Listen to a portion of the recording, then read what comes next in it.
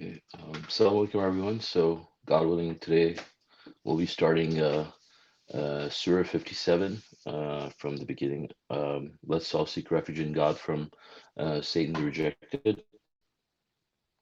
Surah 57, Iron al Hadid. In the name of God, most gracious, most merciful. Glorifying God is everything in the heavens and the earth. He's the Almighty, most wise.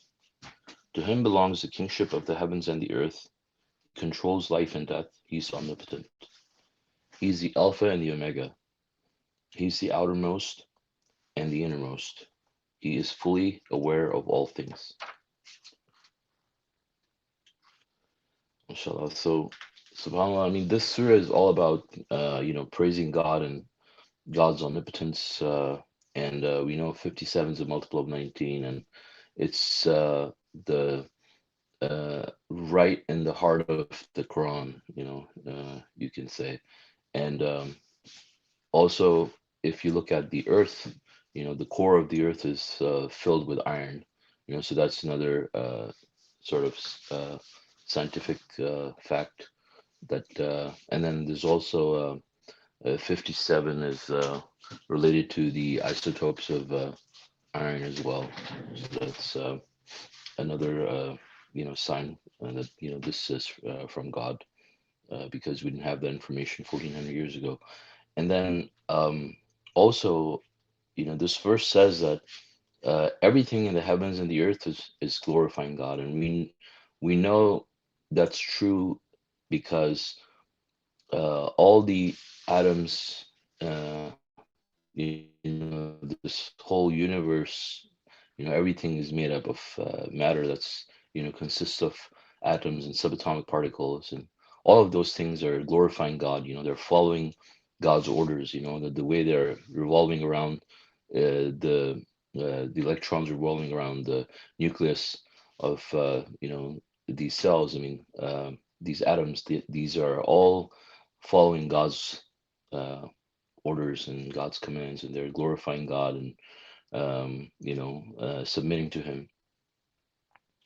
And God says, even all. I mean, the birds and all these other creatures, they're glorifying God. Even a rock is glorifying God. Even though, like God says, we don't understand the glorification, and I think the example I just gave is sort of very close to that. And you see all the marvels that God has created in the heavens and the earth, all this beauty and all these, systems that God has put in place that are either visible or invisible. These are all glorifying God and all praising His omnipotence and glory. I mean, looking at everything that God has created, so, and I mean, God is the true sovereign, the true king that is controlling all the universes, all the heavenly bodies, the earth and the heavens, everything is in his command. He controls our life and our death. Nobody dies except in accordance with God's will, and everybody is and everything is controlled by God, and God is omnipotent. Uh, he controls all these things, and then he knows the innermost. He is the innermost and the outermost.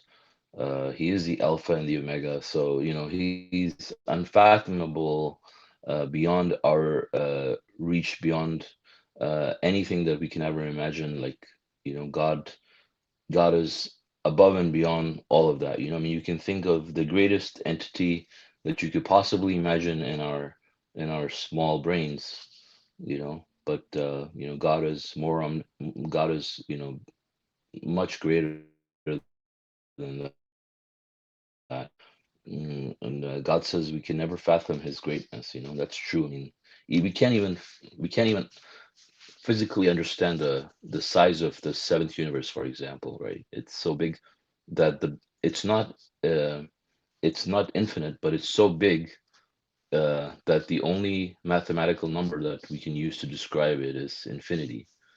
So you can imagine that. I mean, just if we look at our first universe, I mean, It is, unfathomably big, but we could still use numbers to describe it. But for example, if you go from the first universe to the second and the second to the third, I mean, it's bigger and bigger, gets bigger and bigger. And, the largest, seventh, the most universe number you can use to describe it is infinity. Uh, and God says all of this, that God is holding it within his fist. So it's amazing how great God is. Um,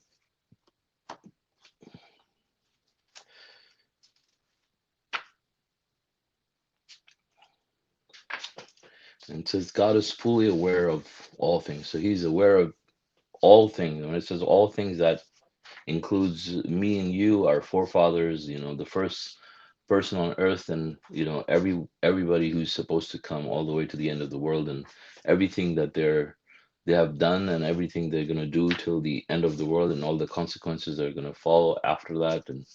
And not just, so, and we're not talking just about the humans. I mean, you talk about every single creature on earth. I mean, he knows each and everything. So there's no limit to God's um, greatness, and that's truly what makes God worthy of worship.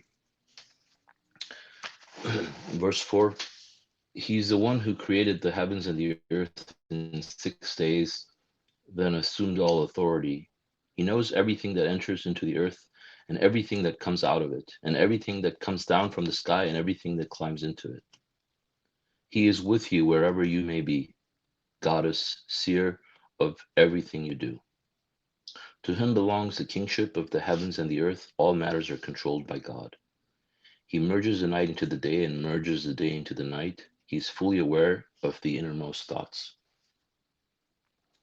So another thing we see, that it says that God created the heavens and the earth in 6 days, and then there's a footnote, and the footnote says the 6 days of creation are simply a yardstick to inform us of the relative importance of various components, to emphasize the significance of planet Earth, and to let us know that the Earth is the only inhabited planet. See footnote 41, verse 9 and 10.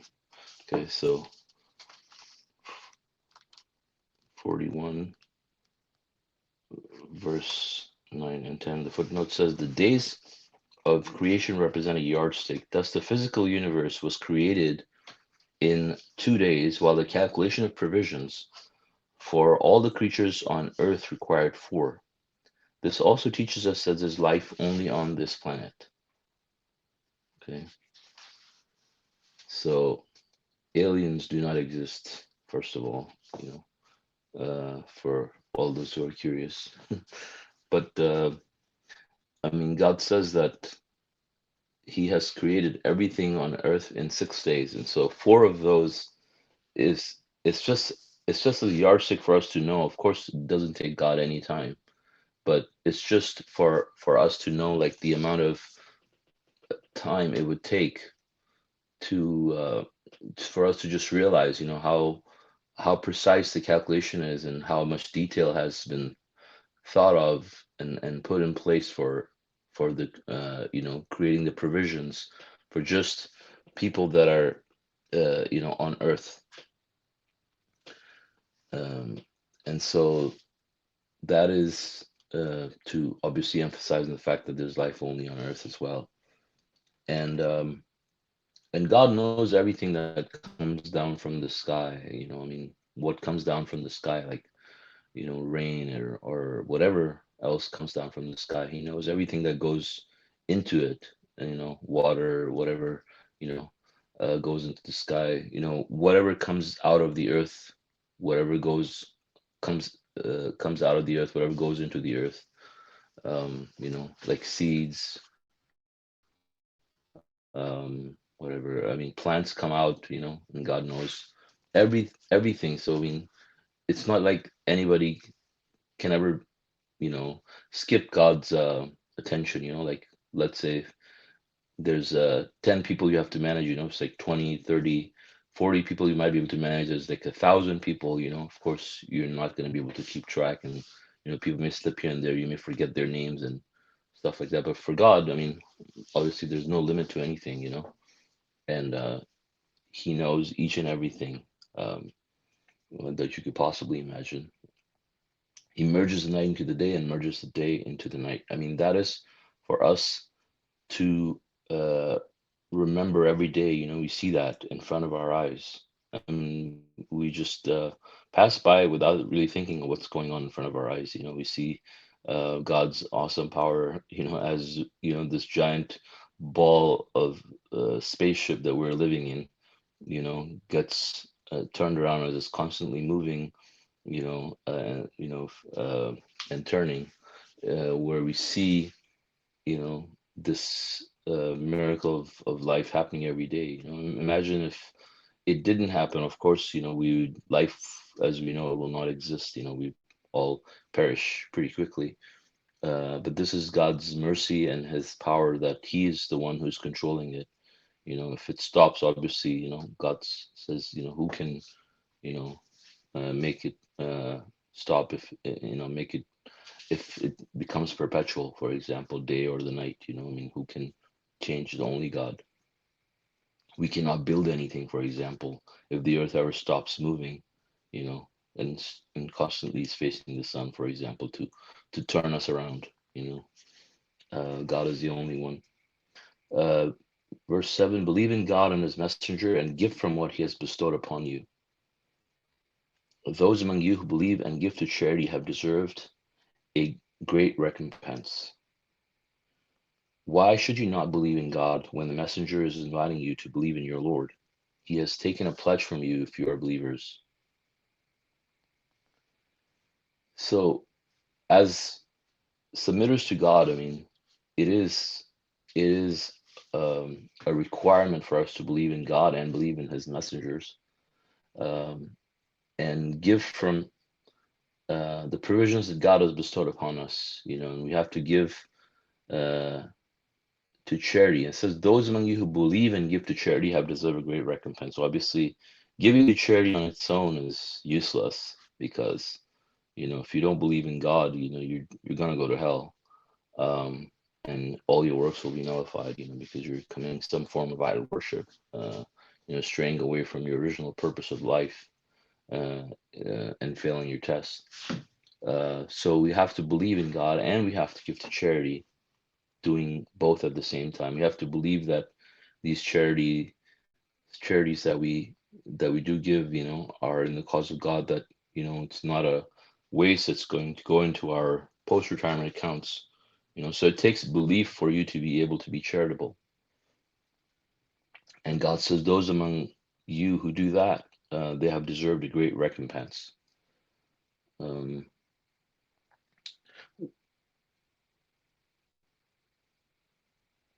so when it says He has taken a pledge from you if you're believers, why should you not believe in God when the messenger is inviting you to believe in your Lord? He has taken a pledge from you if you're believers.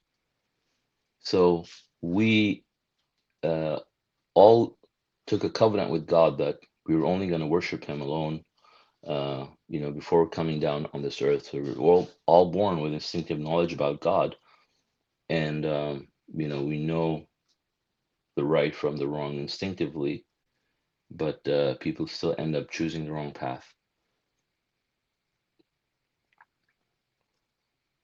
Verse 9: He's the one who sends down to His servant clear revelations in order to lead you out of darkness into the light.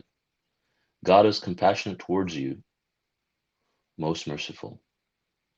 Why should you not spend in the cause of God when God possesses all the wealth in the heavens and the earth? Special honor, distinguished from the rest, are those among you who spend before the victory and strive. They attain a greater rank than those who spend after the victory and strive. For each God promises salvation. Uh, God is cognizant of everything you do.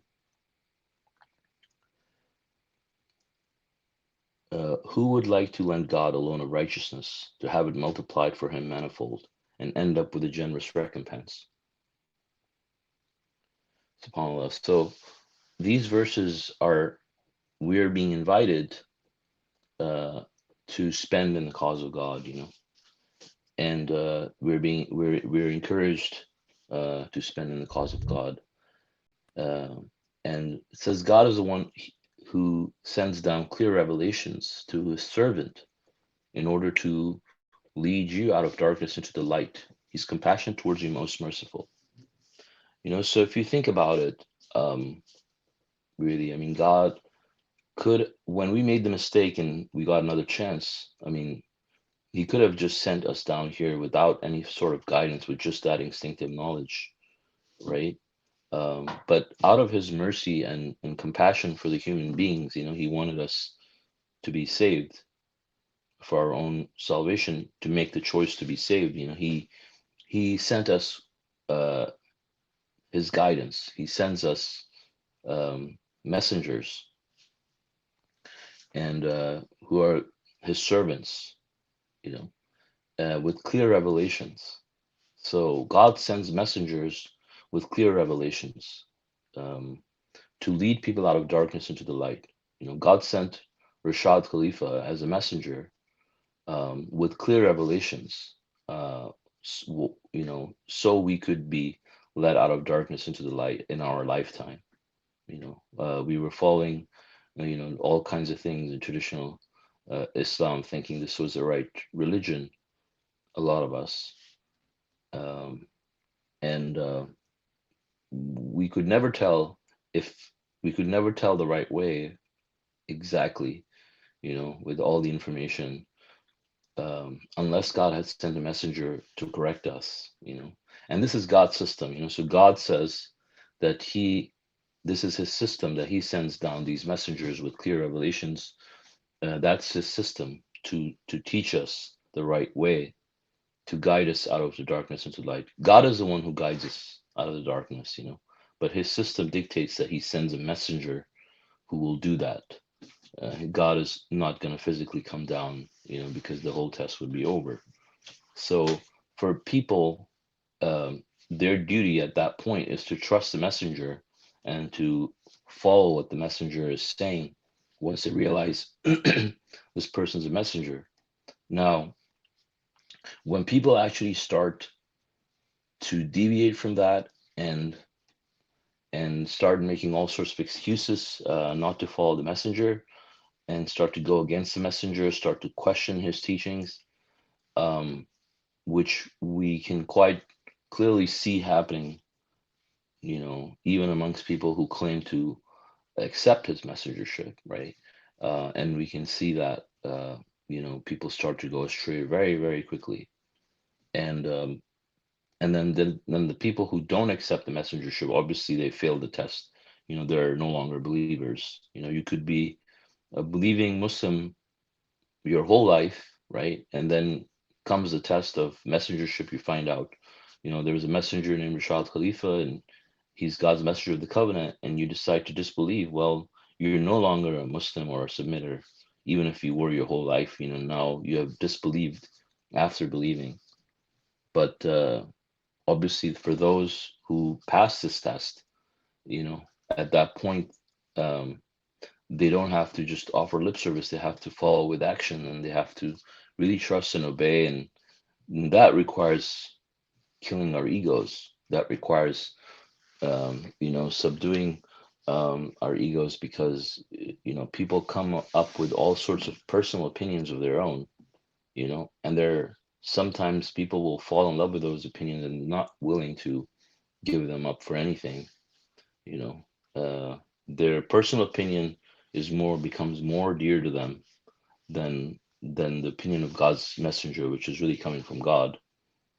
you know so obviously, when it comes to religion, that's not his personal opinion.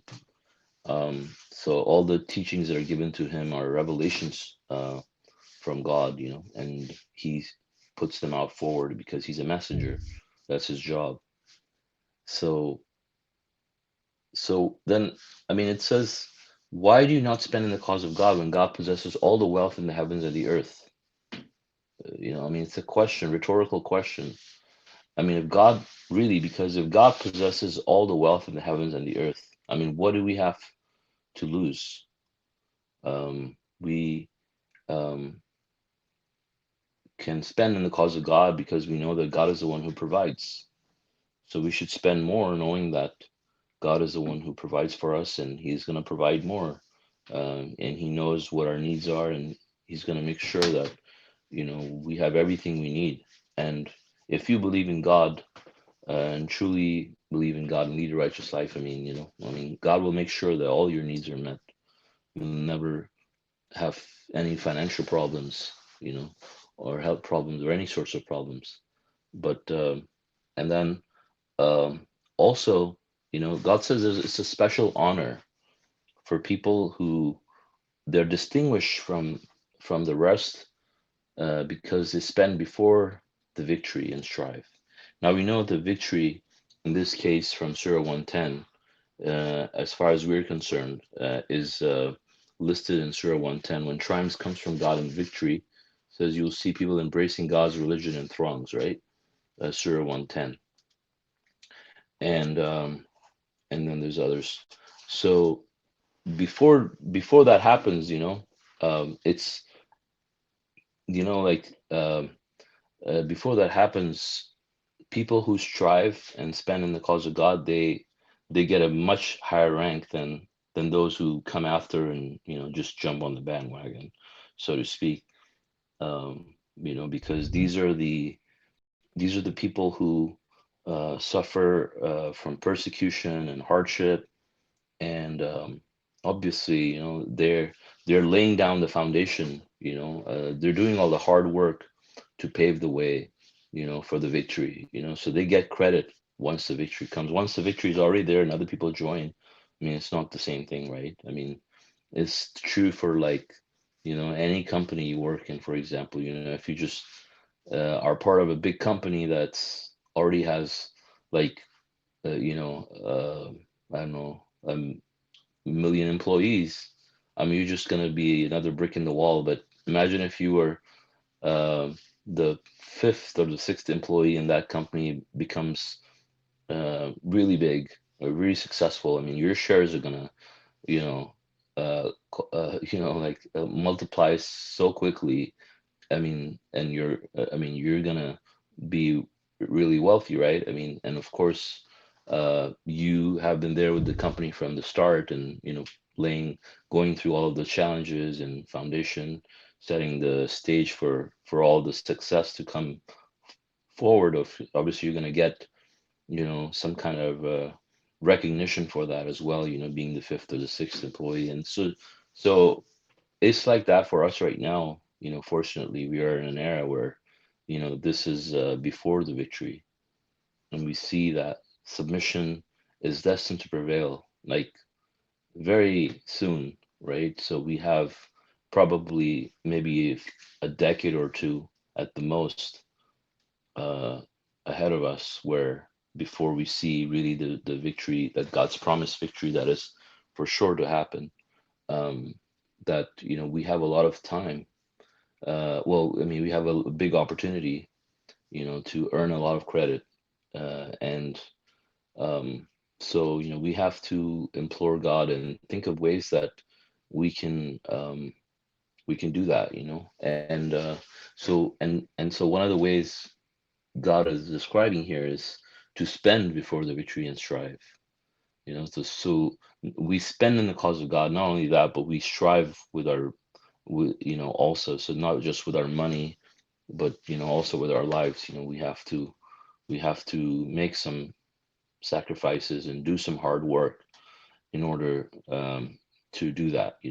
And God says, uh, each God promises salvation. Obviously, anybody who spends in the cause of God and strives in the cause of God, they'll get the reward. But obviously, those who did it before the victory, they are distinguished from the rest.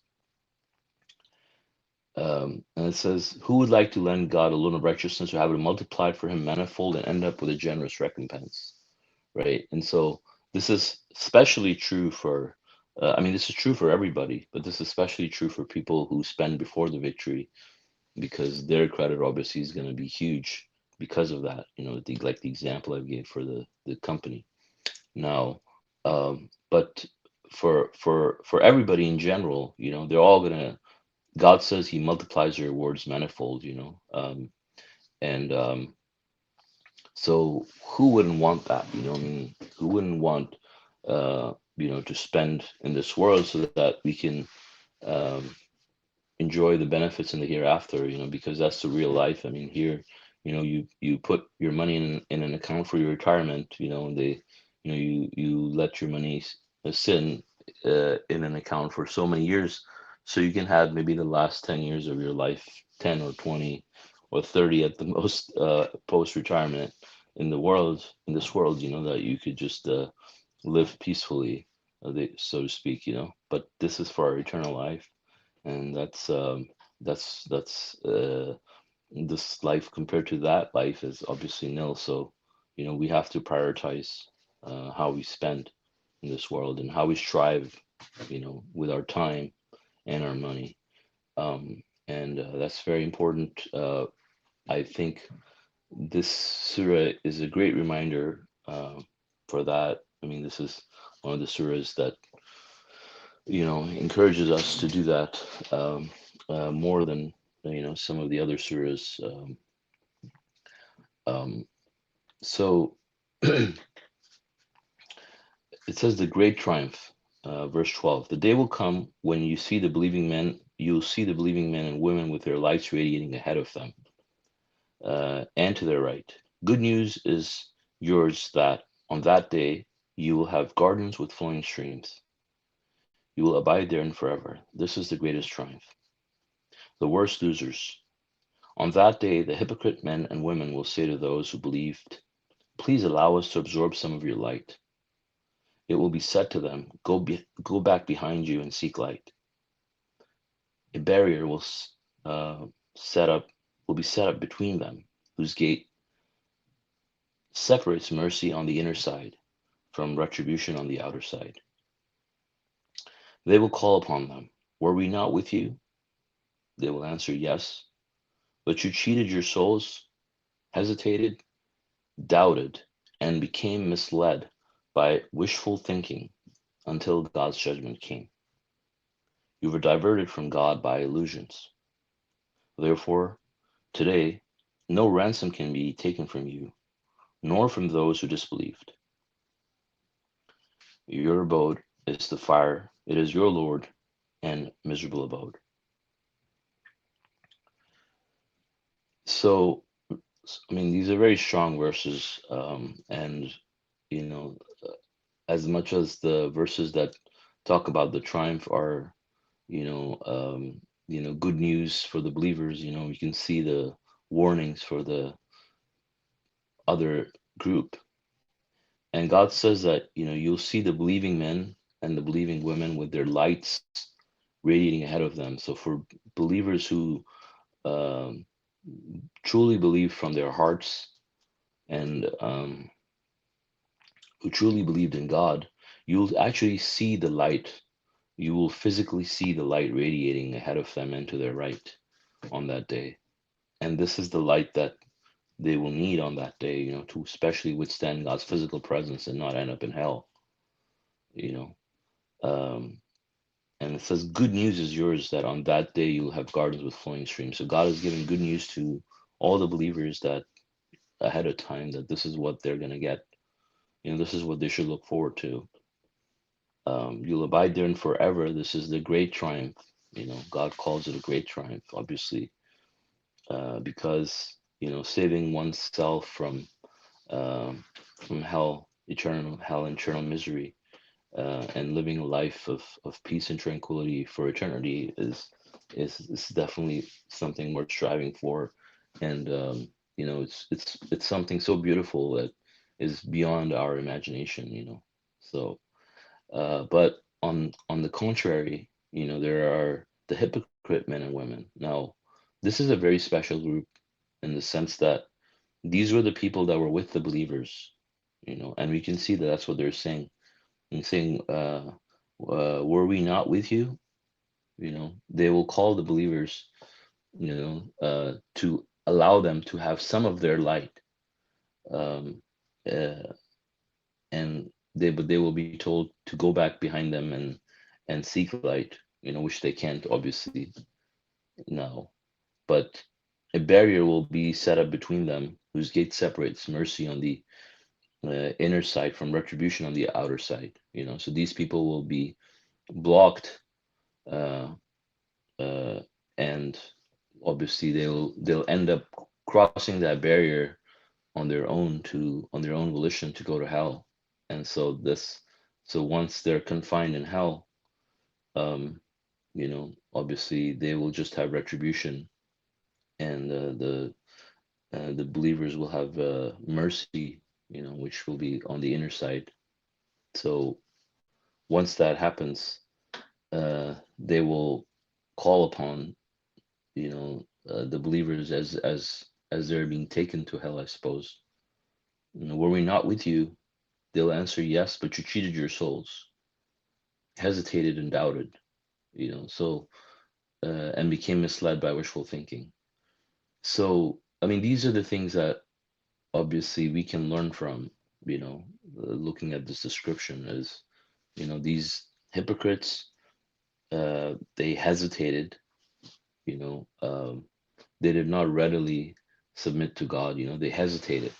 And we can see that, uh, just like for the case of the heifer, for example, people show a lot of hesitation in following God's law. People hesitate to strive in the cause of God, to do good, and we should not be like that. But these people actually hesitated because they did not really believe. They weren't so sure that this was something worth it, in this life, and they doubted. We have to be certain about certain things, like believing in God, believing in His revelations, knowing that they're all true, and believing in the hereafter with certainty. And God says we can attain that by worshiping Him, through worshiping Him and glorifying Him, so we can grow our souls to do that, and that also will help us attain certainty. But the hypocrites are never certain about God's revelations. They're never certain inside. There's no conviction. If you ever see these people that are arguing um, about something so obvious, and they're like, well, we're not really sure, like, I think it's like we can be neutral, and it's like it can go both ways and things like that, shows that people, are doubtful, and they don't have a conviction, or God would guide them, you know, and they always, will be causing disputes among the believers over things, and they will never have complete faith in God, and which is why they become hypocrites, and they became misled by wishful thinking, and that's very common, I think. People, when people start on a journey, they start to think that they're doing good. A lot of times people will compare themselves to, the average Joe out there, and then they think that they're doing good. Um, and this really shows that, the human nature, that like we did the same thing when we were uh, in the heavenly society, when we got swept with the crowd, we compared ourselves with these people, and adjusted our stance accordingly, you know and so and we ended up here, obviously. But also, when these people, the hypocrites, in the similar fashion, like, one, they will believe that, they're doing good by looking at these people, other people, and think they're doing good. They just gotta do their contact prayers and give their charity, and do a Quran study or two, and everything will be fine, and God is forgiver. And basically, they become complacent, right? Where they they no longer have the enthusiasm to worship God, and strive in His cause, and they just are sticking with the bare minimum, really just struggling without having any sort of conviction in their hearts. But then they also have wishful thinking. They want to go to paradise, right? Nobody wants to go to hell, but especially hypocrites, for example, right? And they decide to follow the wrong ways, but then also decide to believe that they're right, and that um, they will be saved anyways. Like heaven is reserved for them, and these types of things, and or like saying uh, things like Muhammad will save them or Jesus will save them and things like that. But in this case, these are hypocrites they were with the believers, right? So these are not those people, but these are people that it says that they were misled by wishful thinking. So there are people who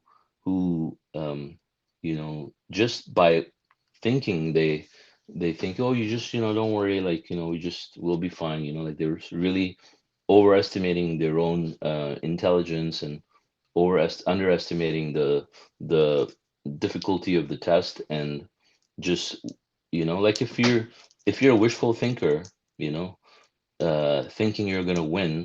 Let's say you like to think that you can win an Olympic gold medal, right? Let's give an example. Let's try to put things in perspective, right? And you just think that you're so good. You just think that you're so good that whatever you do, you're just going to win, right? And then you're just so sure about it. You're like, oh well, I'm going to win, and so then you stop working hard because you're just so sure that you're going to win anyways, because you're so great.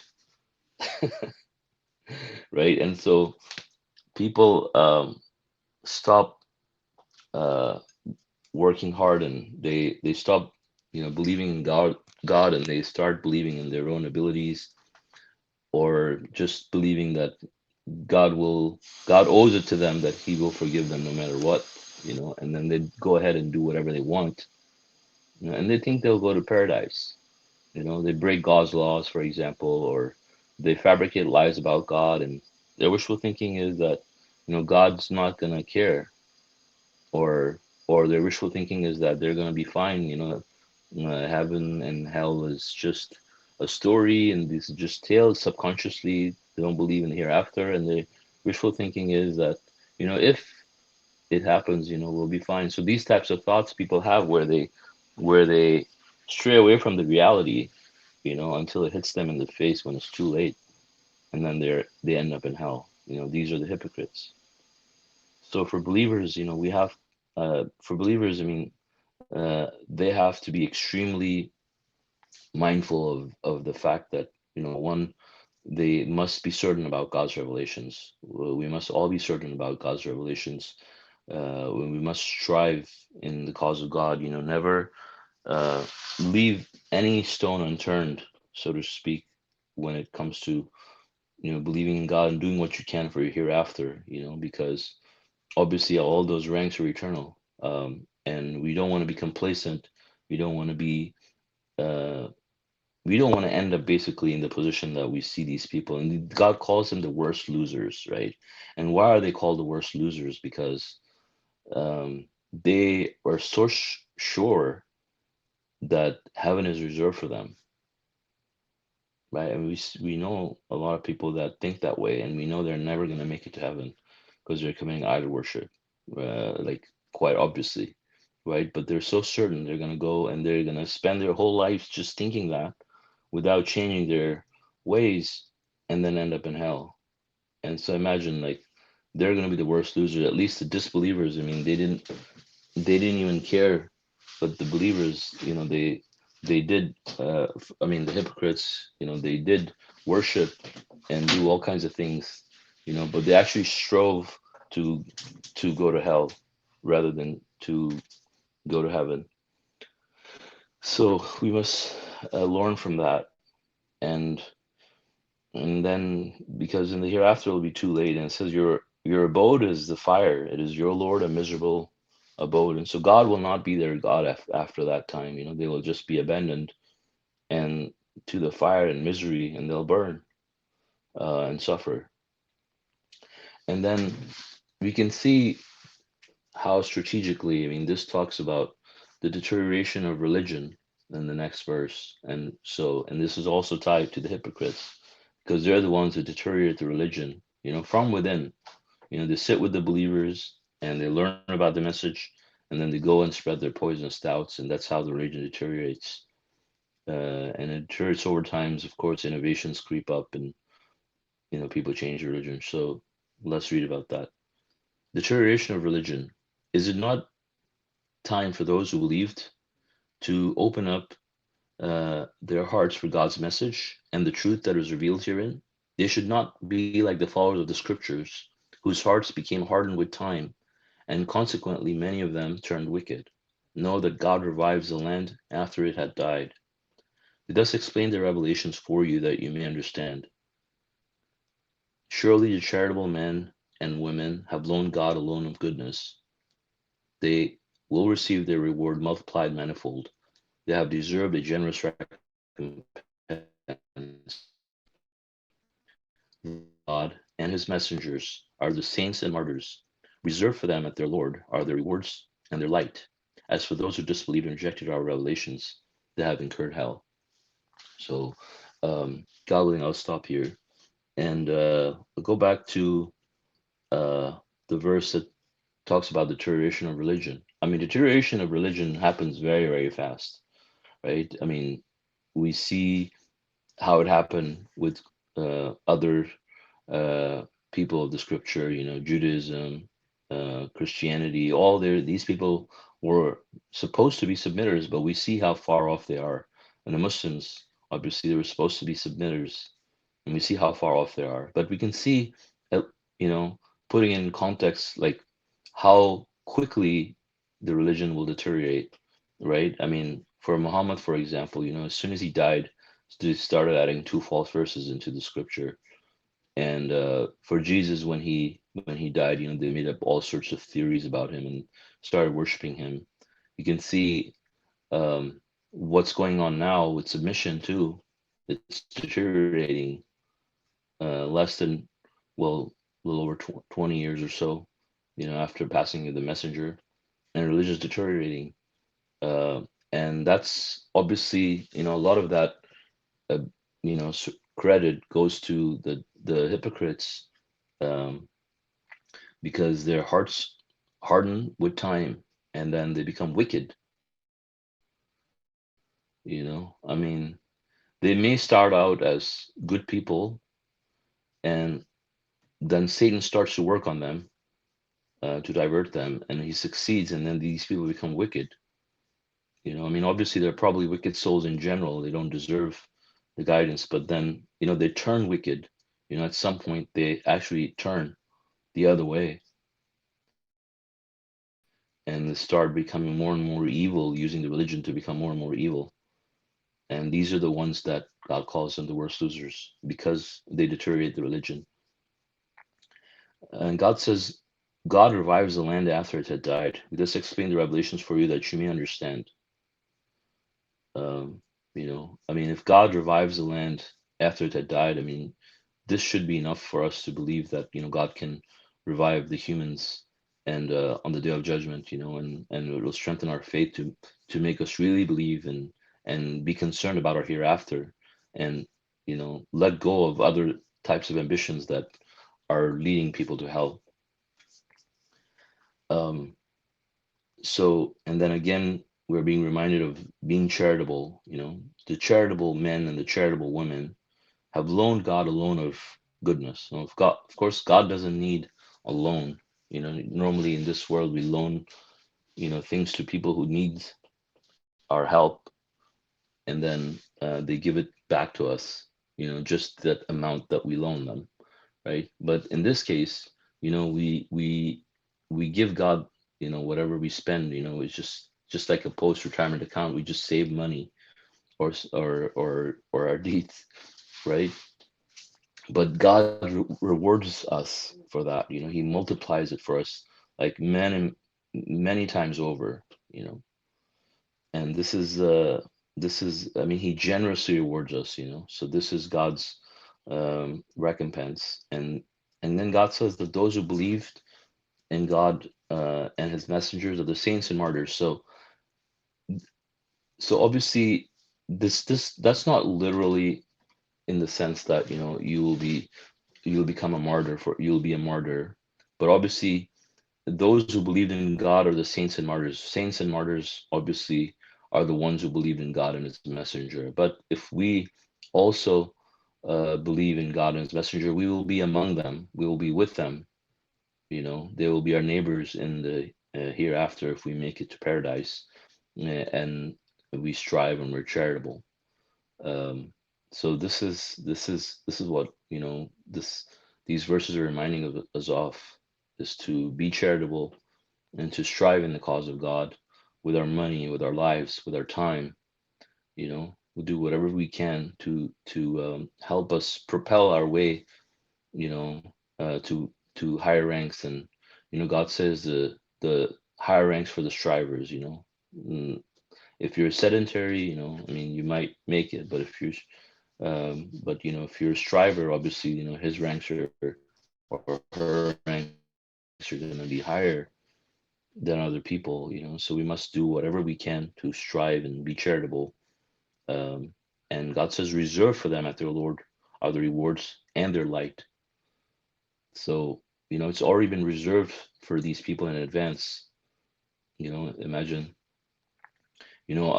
like palaces being reserved for people who are believing and striving. So imagine having, a huge palace that you could never even imagine in your dreams being reserved for you by your name written on it now, you know, and having that for you available eternally as compared to a house or something like that in this world that will only last, for a short period, you know.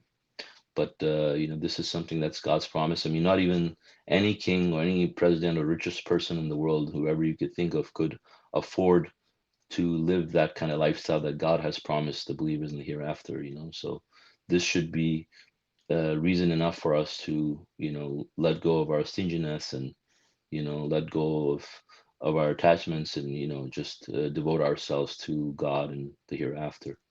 So with this, I'd like to end, God willing. If you guys have any comments or questions, please feel free. Masha Allah, brother. Praise God for a good explanation. Thank you.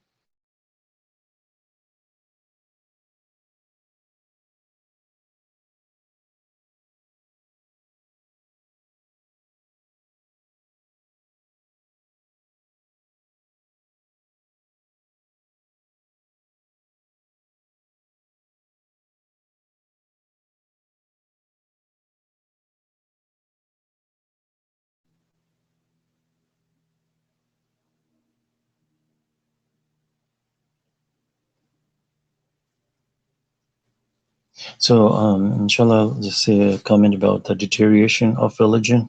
And mashallah, you explained pretty well that how when messenger comes in, and first of all, the messenger has been rejected and made fun of, and all those things happen. As with the messenger of the covenant, has the same thing happened to him, and he been called a liar and kazab and all those kind of words, and he's been joked about in many ways. As growing up, I used to hear this word Rashad, and then it was used in a very negative. I never knew who is a person, but it was always been in the media too, and and I never knew who this person was. But I heard that word, as you know, in the past, uh, and then when the people start believing, some of them, very fortunate one that come to the messenger and accept the messenger of God and believe in God the way it's supposed to be believing, and then the deterioration process starts right after that. And that is something that we need to understand. The more, the problem is that the more we understand a system, the more we can prepare ourselves. If I just tell you fire is bad, don't go close to the fire, you may believe me, but until you really go through the experience and understand why fire is bad, so you can protect yourself. And this process of deterioration is very, very important to understand, because um, they did a survey where people, they win the lottery, 80% of them, in I don't know how many days they say, or a year or 2 year, they go back to zero. Why is that? Because getting money is a talent, holding money is a talent, spending money, these are all different talents. So when you when you win a lottery, first of all, you didn't even have a talent to earn the money, so you don't carry the talent of holding or spending the money, and that's why you end up losing it. So people, when they understand submission, they come to submission is one talent, but holding the submission all the way to your death is a different talent, is different from the one you coming to the submission.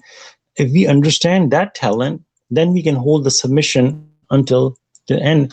And this is where my personal thing, understanding is, this is where we lack big times, because a lot of submitters, that's why they go off the right path into the wrong path. um, and the way you can understand this talent is, I mean, this deterioration process is why it comes in right away.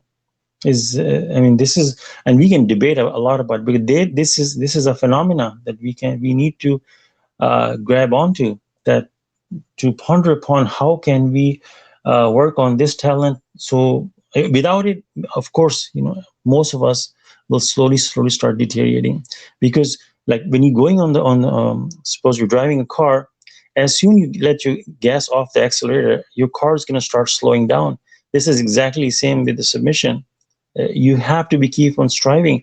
The minute you start relaxing yourself, you're going to start slowing down, with everything pretty much in world, like earning money, or living, or your health. If you start not taking care of your health, your health is going to go down. So everything requires a continuous amount of energy to stay afloat. And the more we understand this phenomena, this is the whole thing. Coming to submission is one thing, but dying as a submitter is another big task, which we need to understand more. Mashallah. Thank you. Masha Allah.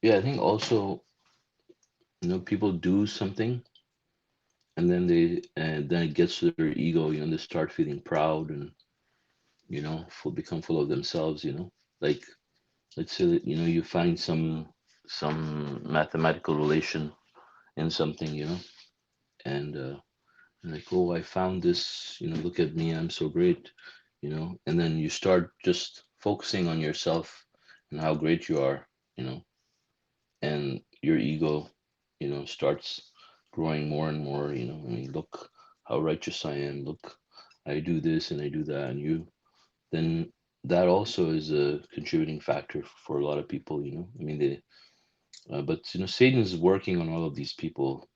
When somebody, I mean, like you described as a talent, which is a good analogy. But I mean, when you think about it, when somebody says that they're going to follow God's path, right? They're going to follow submission.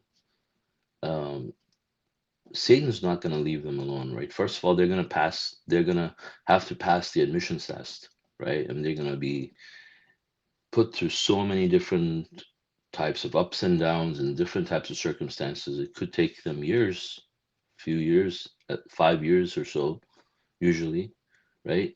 And that's not easy in itself. Many people just don't ever pass, right? I mean, they just get stuck there, because it's difficult. It's not into this world. We thought this is going to be easy, and they're like, oh, of course you're going to choose God. I'm going to worship God alone, and because it's so obvious. And God says we're transgressing ignorant. The mountains refuse to bear it, and we, the human being, was ignorant. We accepted it. And so people still think that way, you know, they think that it's it's easy and they're gonna pass. And that's also wishful thinking in itself.